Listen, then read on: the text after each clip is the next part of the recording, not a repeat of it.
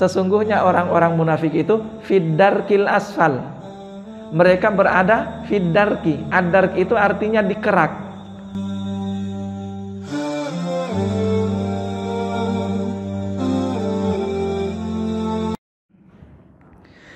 Bismillahirrahmanirrahim. Assalamualaikum warahmatullahi wabarakatuh. Alhamdulillahirabbil alamin. Wal aqibatu lil muttaqin wala udwana illa 'alal zalimin. Tsumma assalatu wassalamu ala asyrafil mursalin nabiyina wa maulana Muhammadin wa ala alihi wa ashabihi wa man sara ala nahjihi wa iktafa atharahu ila yaumiddin. Asyhadu an la ilaha illallah wahdahu la syarikalah wa asyhadu anna nabiyyana Muhammadan abduhu wa rasuluhu alladzi la nabiyya ba'dah. Fa innahu qad addal amanah wa ballaghar risalah wa nasahal ummah wa jahada fi sabilihi haqqa jihadihi hatta tarakana 'alal mahajjatil baydha lailuha kanahariha la yazighu anha illa halik.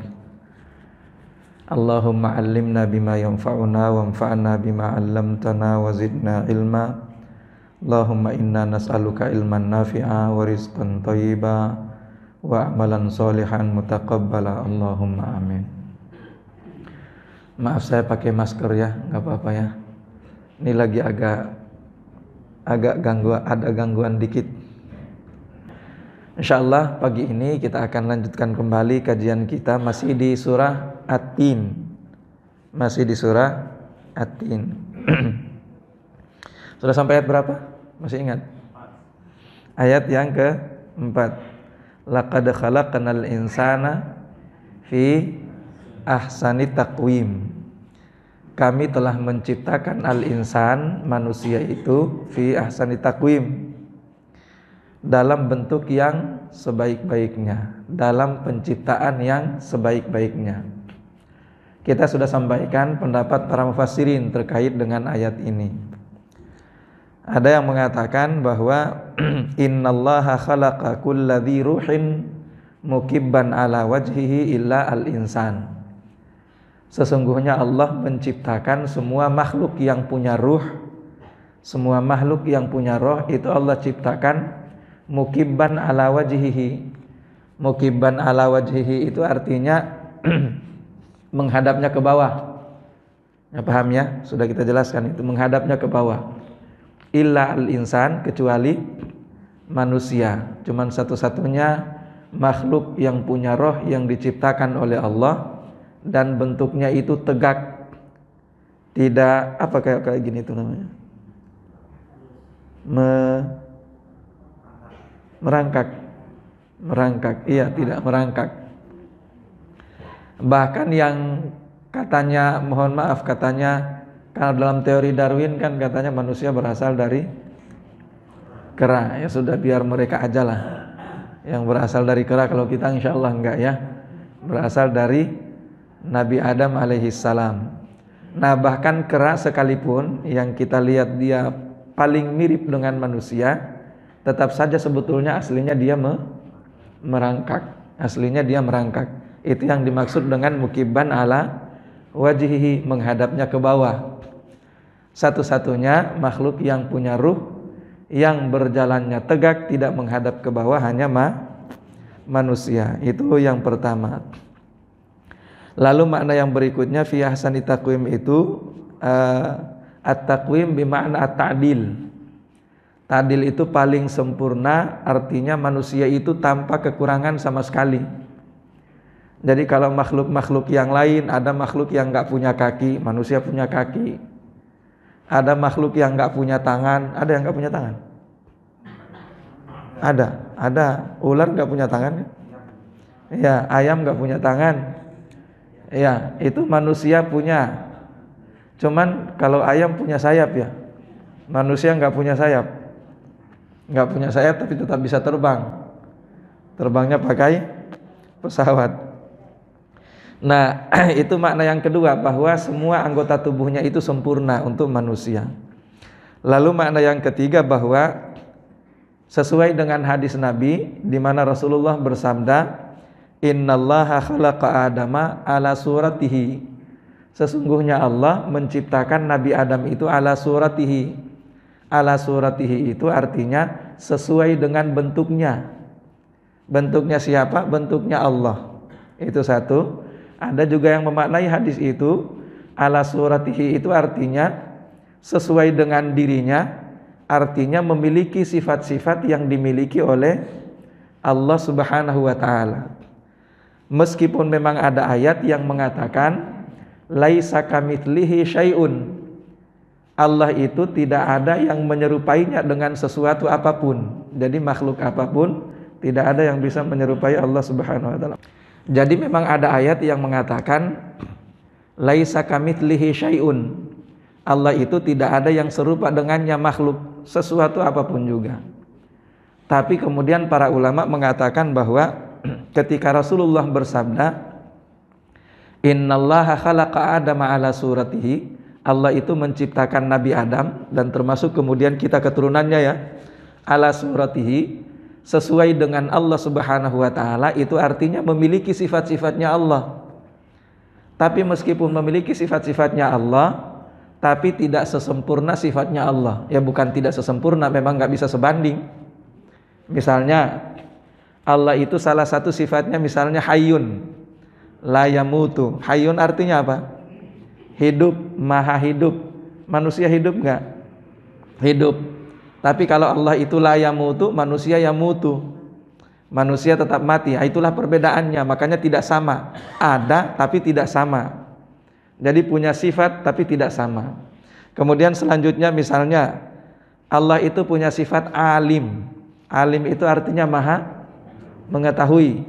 Tapi sebetulnya kalau Allah itu tidak menggunakan kata alim, Allah itu menggunakan kata alim. Kenapa Allah menggunakan kata alim? Itu agar supaya tidak serupa dengan mengetahuinya manusia. Manusia itu ada ulamanya, ada orang yang paham, ada orang yang pinter, tapi tetap saja ilmunya tidak bisa sebanding dengan ilmunya Allah Subhanahu wa ta'ala. Sehingga Allah menggunakan untuk dirinya kata alim, sementara untuk manusia biasanya yang dipakai adalah kata alim. Bisa dibedakan? Ya, kalau manusia alim, yang panjang ainnya. Sementara kalau Allah alim, yang panjang lamnya, itu alim. Nah, itu untuk Allah Subhanahu wa ta'ala. Jadi manusia alim, Allahnya alim. Untuk apa harus dibedakan seperti ini? Karena memang manusia memiliki sifatnya Allah, tapi sifat itu tidak sama. Makanya kalau kita lihat di akhir dari surah Al-Kahfi ya, di akhir surah Al-Kahfi misalnya Allah katakan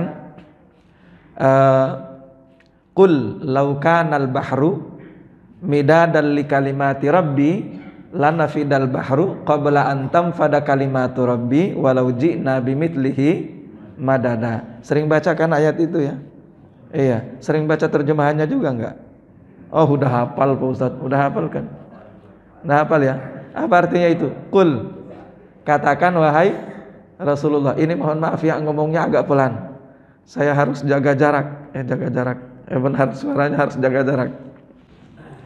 Jadi qul, katakan wahai Rasulullah, laukana, seandainya al-bahru, lautan itu, midadan, dijadikan sebagai midad. Midad itu artinya adalah tinta. Seandainya lautan itu, dan para ulama mengatakan sebetulnya kata al-bahru di dalam Al-Quran itu bukan saja artinya lautan, tapi kata al-bahru di dalam Al-Quran itu artinya perairan. Bisa dipahami kira-kira? Jadi bukan cuma lautan, perairan. Itu artinya masuk nanti telaga, masuk nanti sungai, masuk nanti danau, itu masuk semua di kata al-bahru itu. Makanya ayat yang lain juga yang mengatakan zaharal fasadu fil barri wal bahri. Kan cuma dua kan? Nampak kerusakan di daratan dan di perairan. Itu arti daripada kata al-bahru dalam Al-Quran. Jadi kita kembali kata Allah, katakan wahai Rasulullah, laukanal bahru, seandainya perairan yang ada di bumi ini midadan, dijadikan sebagai tinta. Untuk ngapain? Untuk menuliskan midadan li kalimati rabbi, untuk menjadi tinta untuk menuliskan semua ilmu Rabbi, Tuhanku. Maka kata Allah, lanafidal bahru, sungguh perairan itu pasti akan kering, qabla antam fada kalimatu rabbi, sebelum habis dituliskan ilmunya Tuhanku atau ilmunya Allah Subhanahu wa taala. Walau ji'na bimithlihi madada, meskipun kemudian kata Allah kami datangkan perairan sebanyak itu lagi, enggak akan pernah cukup untuk menjadi tinta dalam rangka menuliskan ilmu Allah Subhanahu wa taala. Nah, para ulama kemudian juga membuat perbandingan atau perumpamaan ilmu manusia dibandingkan ilmu Allah, ilmu manusia ya, secara keseluruhan dibandingkan ilmu Allah, itu seperti kalau Anda mencelupkan jari kelingking Anda di lautan, lalu kemudian diangkat, apa yang tersisa di ujung jari kelingking Anda, basahannya maksudnya ya, itulah perbandingan ilmu yang dimiliki oleh manusia dibandingkan dengan ilmu yang dimiliki oleh Allah Subhanahu wa taala. Jadi memang manusia punya sifat alim seperti sifatnya Allah, tapi sama sekali tidak serupa, tidak sebanding, tidak sama. Mudah-mudahan bisa dipahami ya. Nah, dan masih banyak lagi sifat-sifat yang lain, dan itu sudah kita jelaskan di pertemuan sebelumnya. Kita akan masuk selanjutnya. Oh ya, ada yang bertanya juga kemarin itu ya, bagaimana Pak Ustadz dengan yang terlahir dalam kondisi cacat, terlahir dalam kondisi kekurangan.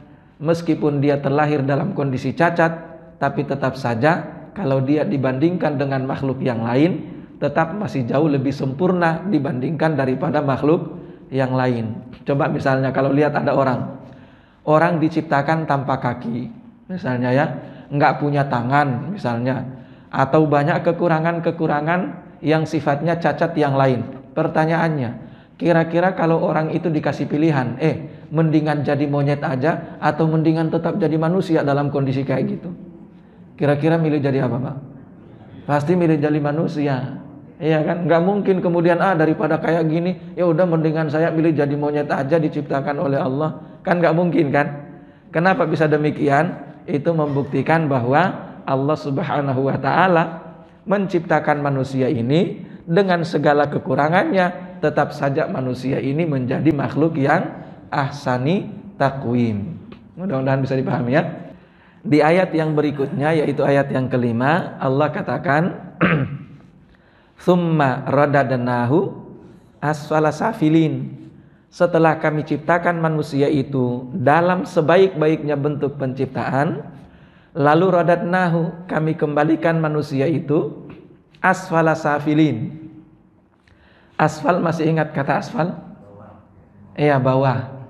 Asfal itu bawah atau paling bawah. Makanya asfal itu nggak ada yang jadi atap. Ya, aspal itu semua jadi jalanan, nggak ada yang jadi atap. Aspal itu ada orang bikin atap dari aspal, tapi ada juga sih orang yang tinggal di kolong jembatan ya, atapnya aspal ya. Jalan tol ya, benar. Nah, asal kata asfal itu dari sufla, artinya paling bawah. Asfal itu artinya paling rendah. Jadi radadnahu asfala safilin itu artinya kami kembalikan manusia itu ke derajat yang paling rendah. Nah, pertanyaannya, apa yang dimaksud dengan asfala safilin atau derajat yang paling rendah dalam ayat ini? Maknanya setidaknya ada dua yang dijelaskan oleh para ulama mufassirin terkait dengan kata asfala safilin itu. Makna pertama, yang dimaksud asfala safilin artinya adalah kami kembalikan manusia itu menjadi tua dan lemah. Itu asfala safilin. Jadi awalnya ketika kita diciptakan ini, pertama ketika kita diciptakan sudah bisa mikir belum Bu? Waktu lahir belum bisa mikir kan? Belum bisa. Waktu lahir udah tahu namanya belum? Belum. Apalagi kalau terlahir dalam keadaan sudah punya nama sendiri, nggak pernah kan? Ini saya lahir nama saya si Fulan, nggak pernah. Artinya manusia itu sesuai dengan apa yang dikatakan oleh Allah dalam firman-Nya yang lain, huwallazi akhrajakum mim butuni ummahatikum la ta'lamuna syai'a. Kalian itu dikeluarkan oleh Allah Subhanahu wa taala mim butuni ummahatikum, dari perut ibu-ibu kalian, la ta'lamuna syai'a, dalam kondisi enggak tahu apa-apa. Bahkan bapaknya aja enggak tahu itu, Bu, ya. Iya, enggak tahu siapa bapaknya. Enggak tahu. Kalau ibunya langsung tahu enggak siapa ibunya? Tahu ya kalau ibunya, ya. Ya, ada ikatan batin mungkin. Tapi kan sekali lagi dalam kondisi tidak punya pengetahuan sama sekali. Lalu kemudian manusia itu mulai kemudian mengetahui, mengenal tentang kehidupannya, sampai kemudian dia mencapai tingkatan yang paling sempurna. Kira-kira tingkatan yang paling sempurna itu saat kita usia berapa, Pak? 40? 30? Wallahu a'lam bishawab. Kalau dari sisi keilmuan sih mungkin ya wallahu a'lam, ya. Tapi kalau dari sisi fisik kan kalau masuk usia 40 udah mulai banyak masalah itu. Ya, kalau dari sisi fisik ya mulai kolesterol lah, asam urat lah. Ya banyak masalah lah. Sudah banyak masalah. Saya badminton ini bukan sebuah kebanggaan. Badminton saya ketika belum masuk usia 40, Bu. Masih usia 20-an, 30-an. Badminton itu mau main berapa kali aja nyemes terus juga nggak pernah ngos-ngosan, Bu. Nggak pernah ngos-ngosan sama sekali. Nah tapi begitu masuk usia 40, Masya Allah, ternyata kerasa, ya. Kerasa juga. Padahal saya rutin olahraga dari dulu, tapi ya tetap aja kerasa. Ya tetap aja kerasa. Itu artinya apa? Semakin kesini semakin kita punya masalah. Itu sudah pasti itu. Nah jadi yang dimaksud dengan radadnahu asfala safilin, radada itu kan radda yaruddu, dari kata radda yaruddu. Radda yaruddu itu artinya mengembalikan. Kalau mengembalikan itu kan berarti kembali ke asal. Asalnya apa? Asalnya tadi itu nggak bisa mikir. Makanya semakin tua seseorang, semakin dia kembali menjadi bayi. Kan seperti itu kan. Makan pada akhirnya nanti disuapin, ya kan? Makan disuapin. Ini yang sudah punya orang tua yang sudah mulai pikun. Tapi ingat ya, bagi anak-anaknya itu adalah kesempatan dan pintu surga bagi mereka, ya. Itu pintu surga bagi mereka. Tapi tetap saja itu termasuk bagian dari aib. Termasuk bagian dari aib ketika seseorang itu mencapai usia pikun. Makanya Rasulullah mengajarkan kepada kita doa. Doa yang isinya itu berlindung kepada Allah dari al-haram, dari sifat pikun. Itu kan ada doanya. Kenapa kita harus berlindung kepada Allah dari sifat itu? Jawabannya adalah karena itu termasuk bagian dari aib dalam kehidupan umat manusia. Nah Allah katakan radadnahu asfala safilin, kami kembalikan dia. Tapi karena kata Allah asfala safilin, jadi bukan hanya sekedar dikembalikan, tapi begitu dikembalikan ternyata asfala safilin. Begitu dikembalikan ternyata jauh lebih parah dibandingkan daripada awalnya, dibandingkan daripada mulanya. Kalau mulanya Pak, kalau bayi, ibu-ibu, bayi itu kan nggak pernah ngeselin, Bu. Nggak pernah ngeselin kan? Ada yang kesel sama bayi? Nggak ngeselin, Bu. Kalau bayi mau disuapin mau apapun juga, ngomongnya nggak bener malah lucu. Tapi ketika orang tua sudah mulai pikun, ngomongnya nggak jelas, bikin kesel. Iya kan? Ya kan seperti itu keadaannya kan? Makanya di dalam surah, ya makanya banyak yang gagal itu. Saya kurang lebih 1 bulan yang lalu itu ngisi pengajian di pengajian ini sekaligus jadi kayak takziah ya di daerah Tangerang sana. Jadi bapak itu meninggal di usia 84 tahun, suaminya itu. Dan keluhan istrinya ya, begitu suaminya sudah meninggal dunia, baru kemudian dia curhat ke Ustadz. Pak Ustadz gimana? Waktu dia masih hidup saya dosa nggak ya Pak Ustadz ya? Ini lantai saya udah pel, tapi ternyata dia bolak-balik mondar-mandir ke kamar mandi. Baru masuk kamar mandi keluar lagi, ternyata belum jadi pipis. Katanya, habis itu nggak lama tiba-tiba masuk lagi kamar mandi, mau ngapain lagi? Mau pipis lagi? Nah, kan sudah seperti itu kan? Coba kalau bayi mondar-mandir kayak gitu kan bikin gemes Pak. Tapi kalau orang tua yang sudah pikun mondar-mandir kayak gitu, bukan bikin gemes tapi bikin kesel. Makanya kalau kita lihat di dalam surah Al-Isra itu ketika Allah mengingatkan kepada kita manusia bagaimana memperlakukan orang tua, itu ada catatan di situ. Catatannya apa? Catatannya itu imma yablughanna indakal kibara ahaduhuma au kilahuma fala taqul lahuma uf. Kalau seandainya kedua orang tua kamu itu imma yablughanna al-kibara ahaduhuma, kalau salah satu di antara kedua orang tuamu itu kamu dapati mereka sudah tua, sudah pikun, ya, makin tua, au kilahuma atau dua-duanya kalian dapati mereka sudah tua, fala taqul lahuma uf, maka jangan sampai Anda mengucapkan kepada mereka kata-kata uf. Kalau kita jadi istilahnya ungkapan kekesalan. Jangan. Kenapa pertanyaannya Allah harus menyebutkan kata ya belughanna indakal kibar, mencapai usia tua bersama dengan kalian? Jawabannya karena manusia itu semakin tua semakin bikin kesel. Kira-kira begitu. Semakin tua semakin bikin kesel. Karena semakin bikin kesal, yaitu ujian untuk anak-anaknya. Sanggup nggak dia untuk menahan diri, nggak ngomel-ngomel, nggak kesel menghadapi orang tuanya, meskipun sifatnya sudah macam-macam. Jadi radatnahu asfala safilin di sini makna pertama, kami kembalikan manusia itu kepada asalnya, tapi lebih rendah dibandingkan daripada asalnya. Asalnya nggak tahu apa-apa, nggak bisa makan sendiri, nggak bisa buang air sendiri, nggak bisa mandi sendiri, nanti akan dikembalikan seperti itu juga.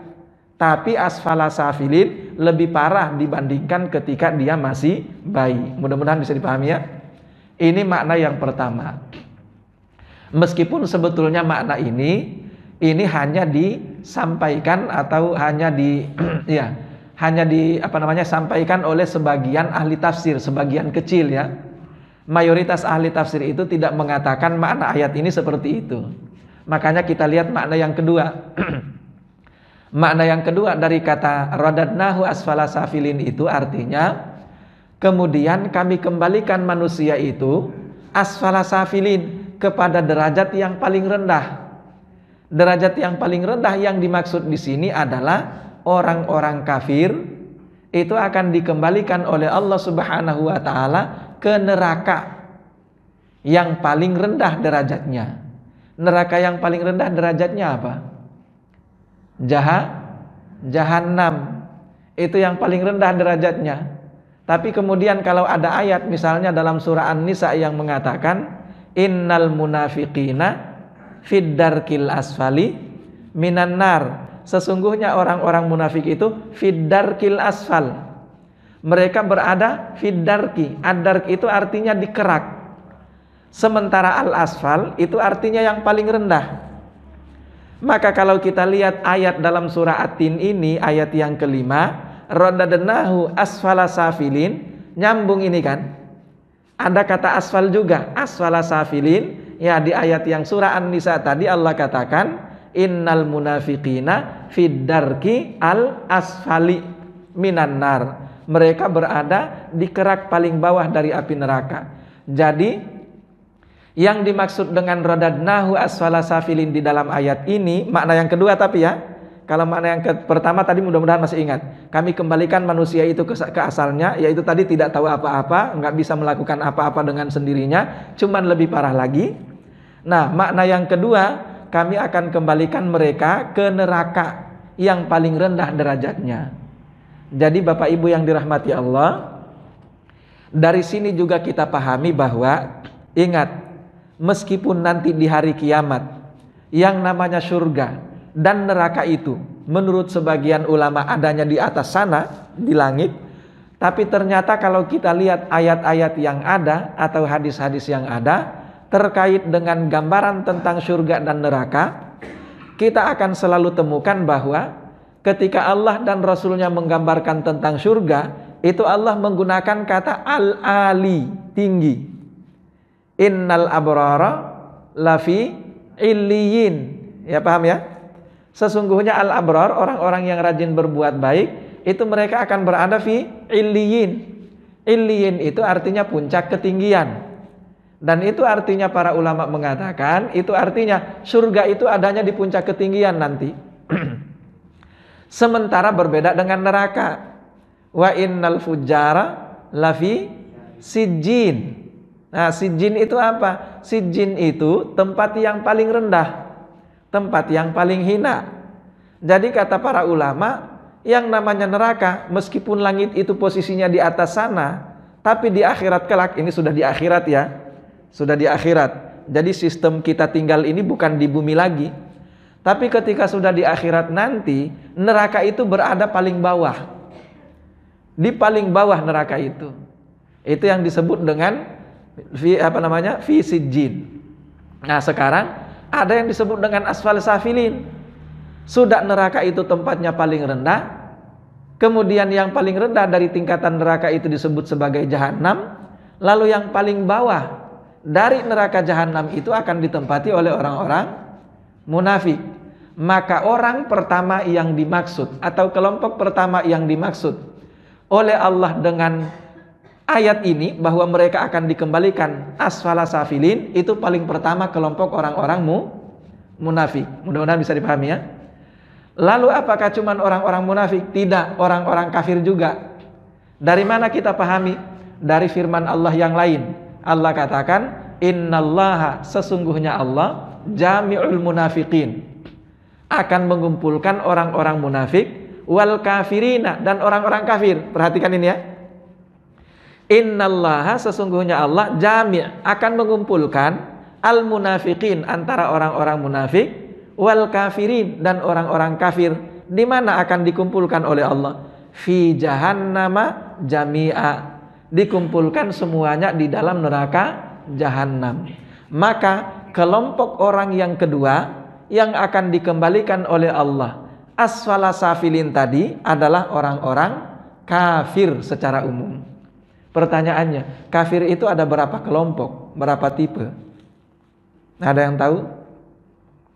Nah, kafir itu pertama adalah musyrik. Itu kafir. Yang kedua, kafir itu ada namanya ahli kitab. Ahli kitab itu Yahudi dan Nasrani. Tapi itu setelah Nabi Muhammad SAW diutus ya. Kalau sebelum Nabi Muhammad diutus, maka ahli kitab itu masih belum kafir. Mudah-mudahan bisa dipahami. Lalu kemudian kafir yang ketiga, ya munafik. Jadi golongan orang kafir itu ada tiga. Pertama adalah musyrik, kedua adalah ahli kitab, yang ketiga adalah munafik. Nah, sekarang kita kembali ke ayat ini. Berarti nanti yang akan dikembalikan oleh Allah asfala safilin adalah orang-orang musyrik, orang-orang munafik, dan ahli kitab. Nah, pertanyaannya, kalau mereka yang akan dikembalikan ke situ adalah tiga golongan tadi ini, yang kemudian mereka disatukan namanya menjadi kafir, pertanyaannya, bagaimana dengan orang-orang ahli maksiat tapi masih beriman? Kan banyak Pak. Dia ahli maksiat tapi beriman. Kira-kira gimana dengan mereka? Nanti dikembalikan juga ke asfala safilin apa enggak? Nah, di sini nanti yang akan berlaku adalah firman Allah Subhanahu wa taala yang sering kita ulang-ulangi. Jadi konsepnya itu nanti konsep pembalasan di akhirat kelak, konsepnya itu sebetulnya cuma satu. Apa itu kata Allah? Fa amma man saqulat mawazinuhu fahuwa fi 'ishatir radiyah wa amma man khaffat mawazinuhu fa ummuhu hawiyah. Ini konsep nanti yang akan berlaku. Jadi memang ada nanti orang yang disebut sebagai kelompok orang beriman tapi banyak sekali dosanya. Ketika banyak dosanya, semakin banyak dosanya, semakin dia mendekati tadi itu asfala safilin, tapi tidak masuk dalam kategori itu. Mudah-mudahan bisa dipahami ya. Apakah bisa nanti mampir bersama dengan mereka? Bisa aja. Tapi dia tidak akan selamanya bersama dengan mereka. Sehingga kemudian disebut orang-orang ini tidak kekal di dalam neraka. Tapi apakah mereka bisa mencapai tempat daripada orang-orang munafik? Bisa saja. Bisa saja kalau terlalu banyak dosanya. Cuman kan namanya orang ada iman kan pasti akan dikembalikan masuk ke dalam surga, itu sudah pasti. Tapi kalau terlalu banyak dosanya, ya makin banyak dosanya, makin dekat dia dengan tempat daripada yang dimaksud oleh Allah asfala safilin tadi. Bisa dipahami kira-kira? Nah, demikian pula dengan orang, meskipun dia banyak dosa, ingat ya, meskipun dia banyak dosa, tapi ternyata pahala dari amal solehnya jauh lebih berat. Harusnya kan itu dosanya tadi itu harusnya kan menarik dia menuju ke asfala safilin kan. Tapi karena amal solehnya terlalu banyak, amal solehnya berat-berat pula. Nah, berat-berat pula. Meskipun sebetulnya kelihatan sederhana amal solehnya, tapi ternyata timbangannya berat sekali. Ada nggak kira-kira kayak gitu? Ada Pak yang kayak gitu. Jadi amal solehnya sederhana, tapi timbangannya berat sekali. Nah, orang yang kayak gini meskipun banyak dosa, ya dia pasti akan ketarik menuju ke surga. Nah, kenapa? Karena sesuai dengan konsep tadi itu yang kita katakan, Allah berfirman, fa amma man thaqulat mawazinuhu fa huwa fi 'ishatir radiyah wa amma man khaffat mawazinuhu fa ummuhu hawiyah. Mudah-mudahan bisa dipahami ya. Jadi untuk orang-orang beriman yang terlalu banyak melakukan dosa, mereka akan ketarik ke sana, akan terseret ke sana, tapi tidak akan bergabung selamanya bersama dengan orang-orang yang dikembalikan oleh Allah menuju asfala safilin itu. Mudah-mudahan bisa dipahami. Ya, kita lanjut. Nah, ayat yang berikutnya, ayat yang ke-6, illal ladzina amanu, kecuali orang-orang yang beriman, wa amilus solihat, dan beramal soleh. Nah, kalau kita lihat pengecualian ini agak rancu kalau kita maknai ayat yang keempat tadi dengan makna pertama. Masih ingat tadi makna pertama? Makna pertama tadi apa? Kami kembalikan manusia menjadi pikun. Kan begitu makna pertama kan? Kecuali orang-orang yang beriman. Pertanyaannya, emang orang beriman gak pikun? Emang orang beriman gak bakalan kembali tua? Emang orang beriman kalau udah tua nggak bakalan ngeselin? Sama aja Pak, sama aja. Cuma ketika para ulama mufassirin tadi menjelaskan makna summa radadnahu asfala safilin, itu artinya kami kembalikan mereka menjadi tua. Itu artinya orang-orang yang sudah kembali tua dari orang-orang beriman dan banyak beramal soleh itu nggak separah orang-orang yang tua tapi di masa mudanya nggak ada amal soleh. Bisa dipahami kira-kira? Makanya kan kita sering diwanti-wanti, Anda kalau kepengen enak di masa tuanya, jaga diri di masa mudanya. Kalau Anda nggak menjaga diri di masa muda, di masa tua pasti akan kena efeknya. Bisa dipahami kira-kira seperti itu. Jadi sekali lagi yang dimaksud dengan illal ladzina amanu, artinya meskipun orang-orang beriman itu pasti tua, tapi tidak banyak di antara orang beriman itu yang kemudian sampai pikun. Nggak banyak itu. Biasanya mereka tua tapi masih tetap awet pemikirannya, tetap cemerlang pemikirannya. Contoh sederhana misalnya, yang meninggal dunia kurang lebih 2 bulan yang lalu kalau nggak salah, ulama besar dunia ini, Syekh Yusuf Al-Qardawi, meninggal dunia di usia berapa? Masih ingat? 97 tahun. Bayangkan tuh, 97 tahun meninggal dunianya. Nah ini Bapak Ibu yang dirahmati Allah, jangankan 97 tahun, kita baru usia 75 tahun aja udah mulai pikun. Kan banyak yang kayak gitu kan. Ini 97 tahun, tapi dalam usia itu sebelum beliau meninggal dunia, beliau masih menulis buku, ya, masih mengeluarkan karya-karya ilmiahnya, masih memberi manfaat dan luar biasa beliau mengajar kepada banyak orang. Nah itu yang dimaksud. Dan mudah-mudahan ini adalah contoh yang luar biasa bagi kita tentang bagaimana Allah Subhanahu wa taala memperlakukan orang-orang beriman dan banyak amal solehnya itu. Bahwa mereka meskipun suatu saat pasti akan kembali tua, tapi tidak ngerepotin. Meskipun suatu saat mereka pasti akan kembali tua, tapi tidak ngeselin. Kan kira-kira gitu kan. Jadi ketika kita tua kemudian ngeselin, repot sekali diurusnya, itu yang harus kita evaluasi seperti apa masa muda kita dahulu. Itu yang harus diingat-ingat ya. Seperti apa masa muda saya dahulu sehingga kemudian di usia tua saya seperti ini. Itu satu. Lalu yang kedua, kita yang masih di usia muda ini masih pada muda ya. Muda masih, Pak. Masih muda ya. Yang masih pada muda-muda ini. Iya. Iya, masih bugar. Jagalah kesehatannya. Banyak-banyak melakukan amal soleh. Kecuali yang ada putih, nggak apa-apa. Ada bahkan ulama yang mengatakan orang yang rutin baca Al-Quran dari awal, sejak dia masih muda, rutin baca Al-Quran, dan aktivitas baca Al-Quran ini dipertahankan sampai usia tua, maka orang itu nggak akan pikun. Orang itu nggak akan pikun. Itu satu. Lalu yang kedua, saya pernah mendengar satu cerita, ada orang yang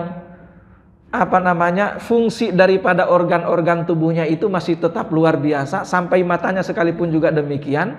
Ternyata ketika ditanya rahasianya apa, kata dia, rahasianya itu baca dari kanan ke kiri. Apa yang dimaksud baca dari kanan ke kiri? Sering-sering baca Al-Quran ya, jadi lebih banyak baca yang dari kanan ke kiri dibandingkan yang dari kiri ke kanan. Kira-kira gimana? Iya. Ya, berarti kalau Anda belajar bahasa Arab itu insya Allah, belajar bahasa Arab itu insya Allah juga akan membuat Anda seperti itu. Ya, mudah-mudahan bisa dipahami. Jadi itu artinya ya, kalau kita maknai kata asfala safilin tadi maknanya semua akan kembali tua, menjadi pikun, maka illal ladzina amanu, kecuali orang-orang beriman dan beramal soleh, mereka itu tidak akan ngeselin di masa tuanya, tidak akan nyusahin di masa tuanya, tidak akan pikun di masa tuanya. Kira-kira begitu. Lalu makna yang kedua dari illal ladzina amanu wa amilus solihat ini, kan di lanjutan ayatnya falahum ajrun ghairu mamnun. Ini kita masih masih menjelaskan terkait dengan makna pertama dari ayat kelima ya. Mudah-mudahan bisa dipahami. Jadi kita masih nyambungkan dengan makna pertama dari ayat kelima. Makna pertama dari ayat kelima tadi itu artinya kami kembalikan manusia itu menjadi tua ya. Nah, makna pertama kalau kita sambungkan dengan makna pertama dari ayat kelima, maka ayat keenam makna pertamanya tadi adalah orang beriman gak akan pikun, orang beriman tidak akan ngeselin, orang yang beriman gak akan nyusahin ketika di masa tuanya. Nah, makna yang kedua illal ladzina amanu wa amilus solihat adalah orang-orang yang di masa mudanya banyak melakukan amal soleh, banyak melakukan ibadah, maka pahalanya itu akan nyambung sampai masa tuanya meskipun dia sudah nggak melakukan itu. Paham maksudnya? Ini masih di masa muda, dia masih kuat baca Al-Quran, rutin dia baca Al-Quran setiap hari. Di masa muda dia masih bisa menangkap ketika ikut majelis ilmu, daya tangkapnya masih cepat, sehingga dia rajin mengikuti majelis ilmu di masa muda. Maka ketika masa tua, begitu dia sudah mulai tidak bisa lagi ikut majelis ilmu, pahalanya duduk di majelis ilmu itu tetap jalan. Ya, ada orang ketika dia di masa muda rutin aktif ikut sholat berjamaah, ketika di masa tua sudah nggak bisa lagi datang ke masjid, maka aktivitasnya tadi melakukan amal soleh yaitu sholat jamaah ketika masih muda, pahalanya tetap ngalir ketika dia sudah tua. Nah, itu yang dimaksud dengan falahum ajrun ghairu mamnun. Maka bagi mereka adalah ganjaran, balasan yang tidak terputus. Bisa dipahami kira-kira? Ketika dia masih muda dahulu, masih bekerja, income-nya tiap bulan jelas, bahkan banyak sekali misalnya, belum pensiun, itu rajin dia sedekah. Setiap saat dia sedekah, bantuin orang. Ketika dia sudah pensiun, nggak ada lagi income misalnya, tinggal sedikit income-nya, sehingga kemudian sedekahnya itu harus dibatasi misalnya. Maka orang itu pahala sedekahnya tetap mengalir meskipun dia sudah tidak bisa lagi melakukan hal itu. Kenapa? Karena itu sudah menjadi kebiasaannya ketika masa muda. Nah, ini sesuai dengan sabda Nabi SAW yang diriwayatkan oleh Imam Ahmad dan Imam Bukhari. Rasulullah bersabda, beliau mengatakan, idza maridul abdu aw safara kutibalahu mithlu ma amila muqiman sahihan. Apabila seseorang, kata Nabi, marido, sakit, Nah, kata para ulama, marido atau sakit ini termasuk diantaranya orang kalau sudah tua itu masuk bagian dari marido, sakit itu.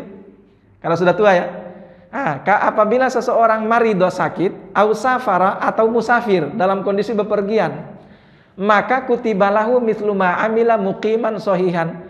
Meskipun dia tidak bisa lagi melakukan amal soleh yang biasa dia lakukan ketika dalam kondisi sehat dan dalam kondisi mukim, tetap akan dicatatkan oleh Allah untuknya pahalanya. Nah, ini yang terkait dengan makna yang kita sampaikan tadi. Jadi sering-seringlah ketika kita masih muda-muda seperti saat ini, sering-seringlah melakukan banyak amal soleh. Saya hari ini alhamdulillah masih bisa ngajar. Nah, maka suatu saat nanti kalau ternyata saya nggak bisa ngajar lagi, insya Allah pahala ngajar itu akan tetap saya dapatkan meskipun sudah nggak bisa lagi. Itu yang dimaksud dengan falahum ajrun ghairu mamnun. Jadi ini dua makna dari ayat yang ke-6 kalau kita sambungkan dengan makna pertama dari ayat yang ke-5. Oke, sudah syuruk ya? Belum, sedikit lagi. Kita akan selesaikan ayat surah ini ya. Selanjutnya, sekarang kita mau maknai ayat yang ke-6 ini sesuai dengan makna yang kedua dari ayat yang ke-5. Makna kedua dari ayat yang ke-5 tadi adalah kami kembalikan manusia itu asfala safilin, yaitu ke dalam neraka jahanam yang tempatnya paling rendah. Illal ladzina amanu, yang tidak akan kembali ke neraka jahanam itu kecuali orang-orang yang beriman, wa amilus sholihat, dan melakukan amal soleh. Falahum ajrun ghairu mamnun, maka bagi mereka akan ada ganjaran yang tidak pernah terputus. Artinya apa? Di akhirat kelak, semua hasil usaha mereka ketika di dunia, di akhirat kelak itu sudah mereka akan dapatkan semuanya. Mengalir terus menerus, nggak pernah berhenti sama sekali. Dan itulah yang disebut sebagai keabadian atau khalidina fiha abada.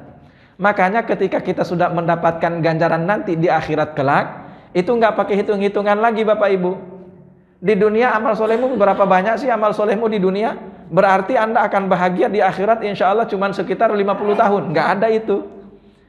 Anda berbuat baik, beramal soleh di dunia ini cuma sampai meninggal doang. Di akhirat kelak ganjarannya abada, selama-lamanya. Kan kira-kira seperti itu. Makanya Bapak Ibu yang dirahmati Allah, usahakan benar-benar jangan gadaikan akhirat kita dengan dunia. Kenapa? Karena dunia ini cuma sementara, sementara akhirat itu selama-lamanya. Oh iya, pertanyaan. Ini kepada kepengen masuk surga kan? Pengen masuk surga? Di dunia nanti, di dunia ini pada ganteng, cakep-cakep apa enggak sih? Ya Allah, kalau masuk usia 50 tahun susah itu. Saya yakin 20 tahun atau 30 tahun yang lalu masih pada ganteng-ganteng, cantik-cantik semua nih. Tapi sekarang la ilaha illallah. Ibu-ibu masih pada sering ke salon? Sering ke salon ibu-ibu? Enggak pernah ke salon? Kenapa enggak pernah ke salon ibu? Oh, punya salon sendiri. Enggak pernah ke salon mehong. Suaminya enggak bisa bayarin. Iya benar. Iya, tapi sebetulnya sih kalau sudah tua ya mau ke salon kayak gimana juga tetap aja nggak bisa dibohongi yang namanya usia. Nah, ini sekarang ingat satu hal, yang namanya di dunia makin hari Anda makin kembali kusut. Nanti akan kusut, peot. Ya kan begitu kan? Mau pakai juga krim anti aging, tetap aja nggak bisa dibohongi. Mau pakai krim anti aging berapa lapis juga. Nah sekarang pertanyaannya, di dunia ini kan kita makin hari makinnya begitu susahlah diungkapkan kayak gimana. Bagaimana dengan di akhirat? Apakah semakin hari nanti kita juga semakin tua? Tidak.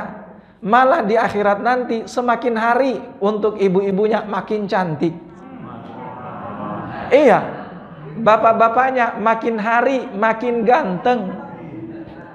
Iya, itu seperti itu di akhirat kelak. Makanya ternyata di akhirat kelak, di akhirat nanti ya, ini perhatikan. Makanya ternyata di akhirat nanti, ibu percaya atau enggak percaya, di akhirat itu ada salon.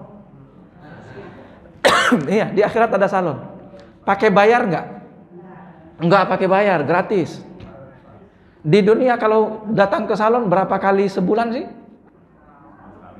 Paling sebulan, setahun sekali. Iya, sesuai dengan budgetnya kan. Harus disesuaikan dengan isi dompet. Nah, di sana nanti itu akan ada salon dan penghuni surga masuk ke salon itu setiap hari Jumat. Ini percaya nggak sih? Harus percaya. Perhatikan sabda Nabi. Ini sabda Nabi diriwayatkan oleh Imam Muslim. Diriwayatkan oleh Imam Muslim dari Aisyah. Rasulullah mengatakan gini, inna fil jannati suqan. Sesungguhnya di surga nanti itu ada suq. Tahu artinya suq? Pasar. Di dalam hadis ini memang Nabi menggunakan kata pasar. Tapi meskipun menggunakan kata pasar, ternyata fungsinya, saya katakan tadi salon, karena fungsi daripada pasar ini bukan fungsi untuk transaksi. Bukan untuk jual beli, tapi untuk apa? Untuk salon. Perhatikan kata Nabi. Inna fil jannati suqan. Di surga nanti ada pasar. Lalu kata beliau, ya'tunaha kulla jum'atin. Pasar itu nanti akan didatangi oleh penghuni surga setiap hari Jumat. Bisa dipahami ya? Berarti sepekan sekali. Masuk salonnya sepekan sekali, gratis, gretong. Sepekan sekali. Lalu kata Nabi SAW, fatahubbu alaihim rihus syamal. Begitu mereka sampai ke pasar itu, nanti akan bertiup kepada mereka angin utara. Jadi menu di salon itu bukan krim anti-aging. Menu di salon itu bukan apa? Message. Bukan. Tapi menu di salon itu adalah angin utara. Angin utara. Fatahubbu alaihim rihus syamal, kata Nabi. Nanti akan bertiup kepada mereka angin utara. Lalu kemudian fatasubbu wujuhahum wa thiyabahum. Angin utara itu nanti akan menerpa wajah mereka dan pakaian-pakaian mereka. Jadi cuma itu doang menunya. Akan menerpa wajah dan pakaian-pakaian mereka. Setelah itu kata Rasulullah, fayazdaduna husnan wa jamalan. Begitu mereka diterpa angin utara tadi itu, langsung bertambah ganteng, langsung bertambah cakep, bertambah gagah. Nah, bayangkan tuh, fungsi salon berarti kan? Fungsinya salon, bertambah cakep, bertambah ganteng, bertambah gagah, tambah wangi. Wah, luar biasa. Makanya saya katakan tadi, di surga nanti itu makin hari Anda makin ganteng untuk laki-lakinya. Untuk perempuannya makin hari makin cantik. Nah, sekarang pertanyaannya, apakah semua penghuni surga datang ke salon itu? Tidak. Pasangan-pasangannya doang. Makanya kata Nabi, udah alarm ya. Makanya kata Nabi, ketika mereka fayarji'una ila ahlihim, yang sudah nyalon ini, masuk salon ini, nanti mereka kembali ke keluarga mereka. Yarji'una ila ahlihim. Begitu kembali ke keluarga mereka, kaget nanti pasangannya. Begitu ngelihat, kok tambah cakep. Jadi langsung ngomong nanti itu pasangannya, apa kata dia? Wallahi innakum izdattum husnan wa jamalan. Demi Allah, kok kamu makin cakep, makin cantik. Yang laki-lakinya, demi Allah, kok kamu makin ganteng, makin gagah. Iya, makin strong ya Bapak. Ya kayak gitu, iya benar. Kayak gitu tuh. Wih, makin cakep, makin gagah, makin ganteng, makin kuat. Kayak gitu nanti. Nah, pertanyaannya, kira-kira yang nyalon, yang datang ke salon kalau suaminya doang, berarti yang makin ganteng suaminya doang. Matching nggak kalau ibu-ibunya nggak masuk salon? Nggak matching kan? Maka ternyata suaminya datang ke salon, istrinya kena efeknya. Maka meskipun istrinya nggak datang ke salon itu, kata Nabi, ketika suaminya pulang, ternyata istrinya nggak masuk salon, tapi makin cantik juga. Makanya begitu dia melihat istrinya, kaget juga dia. Wa antum wallahi izdattum ba'dana husnan wa jamalan. Kalian juga demi Allah, ternyata makin cantik, makin cakep, makin luar biasa. Perhatikan itu. Di surga nanti kayak gitu. Nah sekarang pertanyaannya, mau yang mana kira-kira? Asfala safilin atau illiyin? Illiyin pasti Pak, kan lumayan Pak. Apalagi bapak-bapak bukan cuma satu nanti Pak, banyak nanti di sana. Ibu-ibu nggak usah cemburu, insya Allah nggak ada cemburu di sana. Kalau di dunia ini ibu-ibu udah galak-galakin aja suaminya, nggak bakalan berani itu. Iya, suaminya sabar aja, insya Allah nggak lama lagi. Insya Allah nggak lama lagi. Baik. Nah, apa namanya, kita kembali. Jadi illal ladzina amanu amilus solihati falahum ajrun ghairu mamnun. Jadi semua amal kebaikan kita di dunia itu pahalanya akan mengalir terus di akhirat kelak selama-lamanya. Itu namanya ajrun ghairu mamnun, ganjaran yang tidak akan pernah terputus. Nah, fama yukadzibuka ba'du biddin.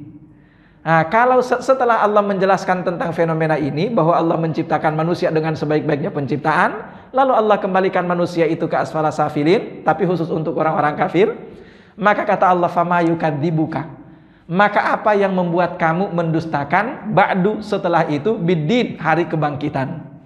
Apakah yang membuatmu mendustakan hari kebangkitan setelah Allah sudah menjelaskan tentang hal ini? Nah, ayat ini juga menjelaskan kepada kita bahwa orang-orang yang mendustakan hari kebangkitan, tidak percaya dengan hari kiamat, itu adalah orang yang tidak paham tentang konsep penciptaan Allah terhadap manusia ini. Bisa dipahami kira-kira? Karena apa kata Allah di sini? Apalagi yang kira-kira menjadi alasan bagi Anda untuk mendustakan hari kiamat setelah Anda paham tentang bahwa Allah itu menciptakan manusia sebaik-baiknya penciptaan dan mengembalikan manusia nanti asfala safilin. Mudah-mudahan bisa dipahami makna ayat itu ya. Fama yukadzibuka ba'du biddin alaisallahu biahkamil hakimin. Bukankah Allah itu adalah ahkamil hakimin, seadil-adilnya hakim? Artinya apa? Ya, ingat, Allah itu hakim yang maha adil. Ketika di dunia Anda melakukan kebaikan, di akhirat mengalir kebaikan Anda itu. Ketika di dunia Anda melakukan kejahatan, di akhirat mengalir efek daripada kejahatan Anda itu. Dan itulah hakim yang seadil-adilnya. Karena kalau di dunia ini Anda melakukan kejahatan selama Anda punya fulus, ya, Anda melakukan kejahatan tapi Anda punya fulus. Fi fulus mulus. Ada fulus mulus. Ma fi fulus mamfus. Enggak ada fulus mamfus. Itu di dunia ini. Kenapa? Karena hakimnya enggak adil.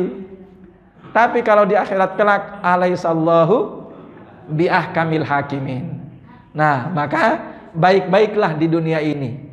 Mudah-mudahan di akhirat kelak kita termasuk bagian dari ahli surga, penghuni illiyin. Di mana dengan demikian insya Allah kita akan bahagia selama-lamanya. Amin ya rabbal alamin.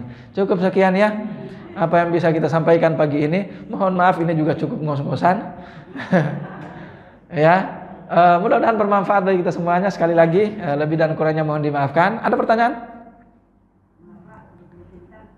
Ada Bu? Enggak ada? Ya sebaiknya sih enggak ada. Baik, enggak ada kan? Baik, kita tutup aja ya. Kita tutup dengan sama-sama baca hamdalah. Alhamdulillahirabbil alamin. Doa kafaratul majlis. Subhanakallahumma bihamdika asyhadu an la ilaha illa anta astaghfiruka wa atubu ilaik. Wassalamualaikum warahmatullahi wabarakatuh.